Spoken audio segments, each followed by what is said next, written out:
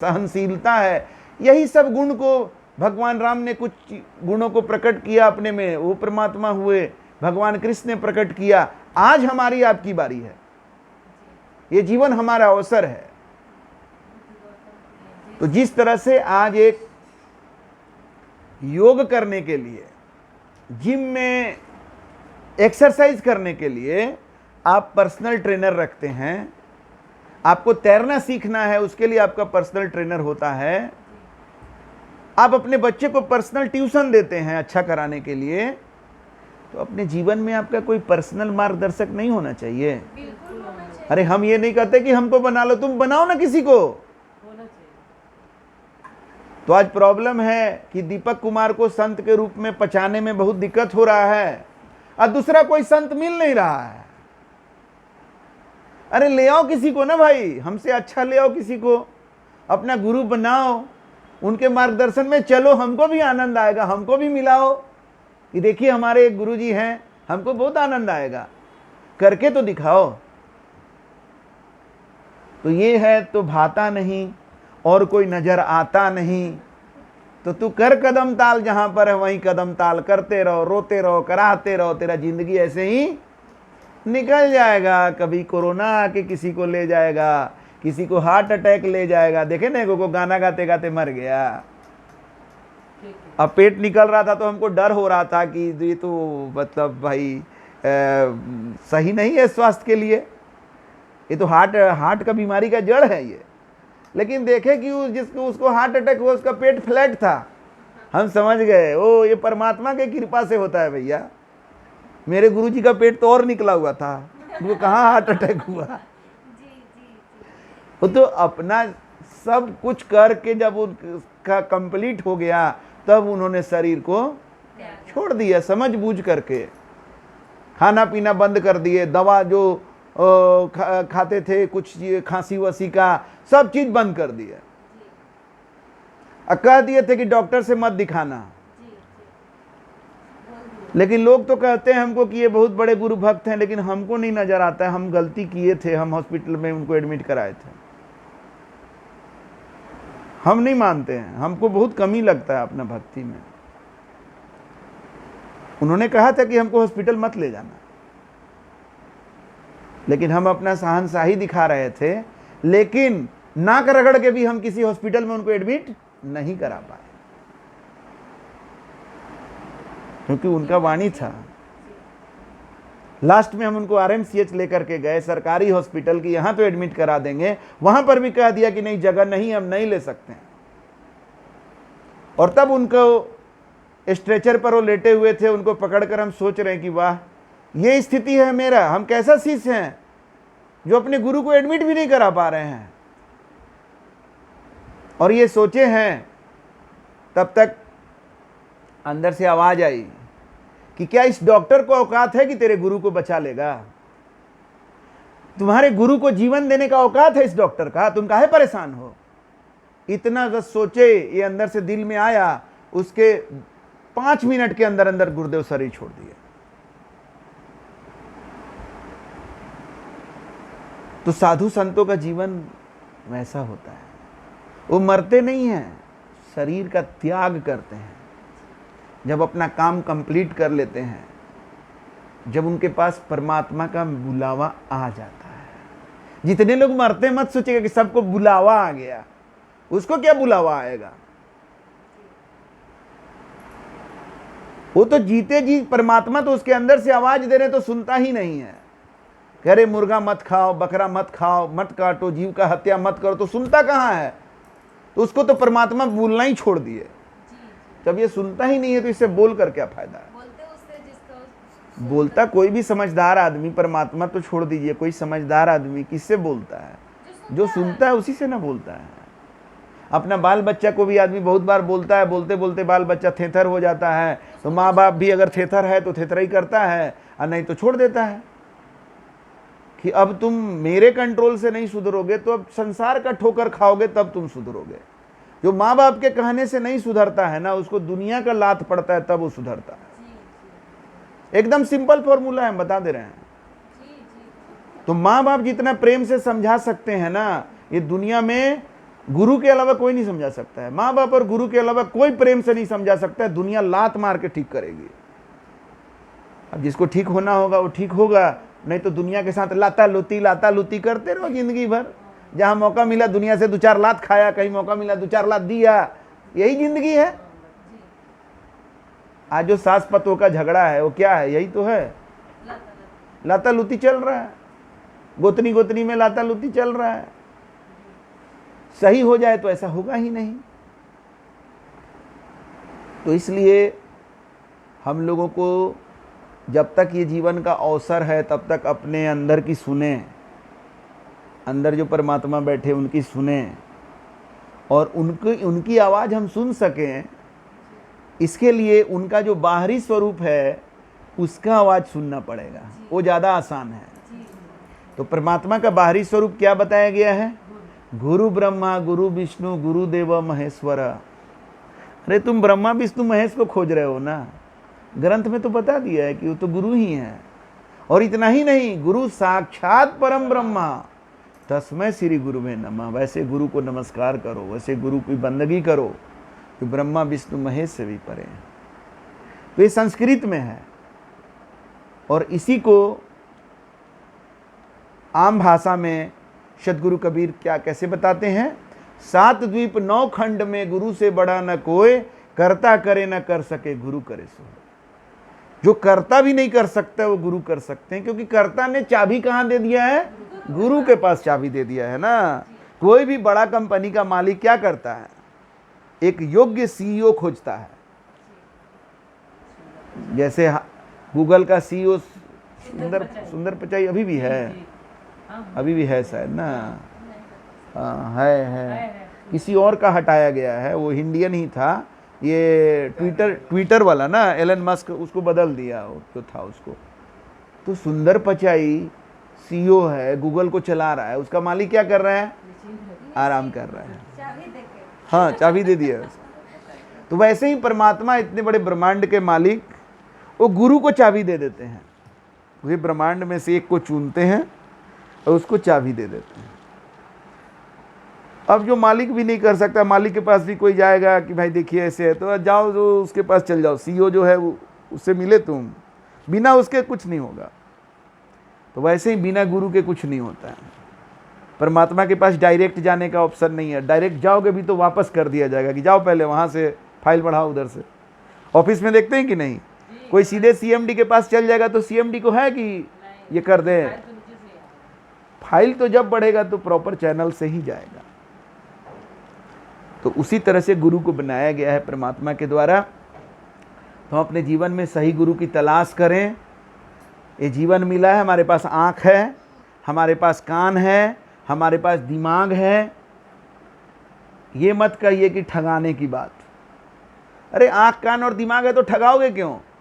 दिमाग से काम लो, सही तरीका से खोज करो, सही आदमी को खोजो और उसके बाद गुरु बनाओ और उसके मार्गदर्शन में चलो। जीवन हमारा बदला है, और लोग जितना लोग सत्संग कर रहे हैं, प्रवचन कर रहे हैं, जिनके जीवन में गुरु मिले हैं, उनका जीवन बदला है। जहाँ तक का जिसको गुरु मिलता है वहाँ तक का जीवन बदलता है। एक ही गुरु है सतगुरु, जो परमात्मा तक पहुँचे हुए होते, वही परमात्मा तक पहुँचा सकते हैं। वो जिसके जीवन में मिल जाते हैं उसके जीवन में परमात्मा ही मिल जाते हैं। और जब जीवन परमात्मा में हो गया तो फिर मुक्ति का बात कहाँ रह गया पीछे। हम लोग निर्गुण से चले आए हैं। वो जो निर्गुण लोक है, जो सत्य लोक है, सत्य पुरुष का जो लोक है, वहां से हम लोग आए। निर्गुण से हम चले आए, सरगुण ही समाए, इस शरीर में समा गए, बिसर गए निज नाम को, अपने असली पहचान को भूल गए, माया में लिपटाए। माया में लिपटा करके, संसार में लिपट करके अपना असली बात को हम भूल गए। असली बाप को भी भूल गए और असली नाम को भी भूल गए, असली पहचान को भी हम भूल गए। और हम बन गए यहाँ पर दीपक कुमार, फलनवा जाति, फलनवा नेटिव प्लेस, फलनवा पद, फलनवा इनकम, फलनवा बाल बच्चा, फलनवा रिश्तेदार, यही हम बन करके रह गए। और इसीलिए हमारी शक्तियाँ जो हैं वो क्षीण हो गई। हम तो डायरेक्ट परमात्मा से कनेक्ट रहते तो मेरे पास परमात्मीय शक्ति होती, वो क्षीण हो गया तो हम क्या हो गए? संसार के साथ रह करके जैसे बाज का बच्चा जो है मुर्गियों के साथ रह करके मुर्गी बन जाता है, मुर्गी जैसा करने लगता है, वैसे ही हम भी भिखारी टाइप का बन गए। ये मंदिर में कुछ मांगा, वो बाबा के पास कुछ मांगा, मांगो मांगो मांगो, ये दे दो वो दे दो, ये दे दो वो दे दो, वही हमारा जिंदगी बन गया। और दाता हमारे अंदर बैठे हुए हैं, उनसे हम डिस्कनेक्ट हो गए। उनसे कनेक्टेड हो जा तो बता ही रहे हैं कि सब कुछ तो मिल रहा है तुमको, आगे भी सब कुछ मिलेगा। हर कदम कदम पर आज परमात्मा का चमत्कार देखते हैं, हर कदम पर कितनी बड़ी दया है, कृपा निधान ऐसे परमात्मा को नहीं बोला गया है, ऐसे करुणा सागर नहीं बोला गया है। मिटा करके तो देखिए, चल करके तो देखिए, पता चलेगा।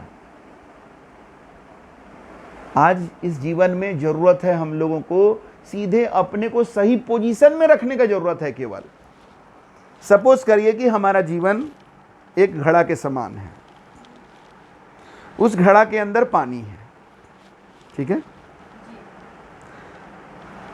अब ये घड़ा को एक दिन तो फूटना ही है। अब उसके पानी का क्या होगा? घड़ा तो फूटेगा ही, पानी का क्या होगा? इसके लिए सिर्फ घड़ा का पोजीशनिंग सही करना है हमको। घड़ा को अगर हम इस संसार रूपी रेगिस्तान में पोजीशन कर दिए, माने अपने जीवन को संसार में लगा दिए, संसार में हम रमे हुए हैं, तो घड़ा हमारा कहाँ पर है? संसार में, मतलब रेगिस्तान में। वहाँ घड़ा फूटेगा तो क्या होगा? उस रेगिस्तान में उस थोड़े से पानी का क्या होने वाला है? कहाँ जाएगा? कुछ पता नहीं चलेगा। लेकिन गुरु के कृपा से इस घड़ा का पोजीशनिंग हम कहाँ कर दिए? समुद्र में, मतलब परमात्मा में कनेक्ट कर दिए। परमात्मा मैं जीवन को कर लिए जीते जी। परमात्मा का नाम का सुमिरन कर रहे हैं, उनके महिमा का गुणगान कर रहे हैं, गुरु भक्ति में लगे हुए हैं, गुरु की सेवा में लगे हुए हैं, मतलब जीवन का पोजीशनिंग कहाँ है? परमात्मा में। अब वो घड़ा टूटेगा तो उसका पानी कहाँ जाएगा? सिंपल बात है। तो सिर्फ पोजीशनिंग का जरूरत है। और ये पोजीशनिंग कहाँ से करते हैं हम? ये पोजीशनिंग कहाँ से हम कर सकते हैं? अपने सुरती के द्वारा। जिसका जहां ध्यान है उसका वहीं पोजीशनिंग है। आज आप यहां बैठ के भी यहां नहीं हो सकते हैं, और कोई ये मोबाइल में कनेक्टेड है ना, वो यहां नहीं बैठ के भी अपना पोजीशनिंग यहां पर किया हुआ है ना, उसका सुरती यहां पर है, यही पोजीशनिंग है। तो अगर हम अपने सुरती को पैसा से, अपना नौकरी से, अपना बाल बच्चा से, अपना रिश्ते नाता से, सुरती को केवल करना है। ऐसा नहीं कि बाल बच्चा को छोड़ देना है, नौकरी छोड़ देना है, रिश्ता नाता छोड़ देना, नहीं। सिर्फ सुरती को अपने ध्यान को कहाँ लगाना है? परमात्मा में। अब देखिए ये बात तुलसीदास रामचरितमानस में बोले हैं, कर से कार्य करो विधि नाना, ध्यान रखो जहां कृपा निधान। पोजिशनिंग हो जाएगा हमारा। जहां मेरा सुरती परमात्मा में कनेक्ट हुआ, मेरा एक घट जो है, इसका पोजीशनिंग कहाँ हो गया? संसार में इसका पोजीशनिंग नहीं हो करके परमात्मा के पास इसका पोजीशनिंग हो गया। इतना ही काम करने का जरूरत है,